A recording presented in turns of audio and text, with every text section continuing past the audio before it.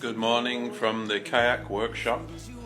So this is an example of some of the kayaks that come back. This was a beautiful shiny kayak at some point, and it's come back to me to be all fixed. Look at the scratches. All that is just scratches.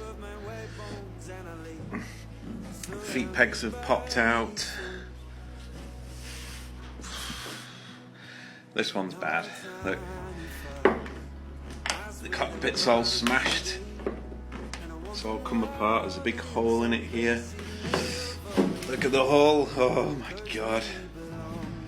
You've got holes all over the hull, scratches.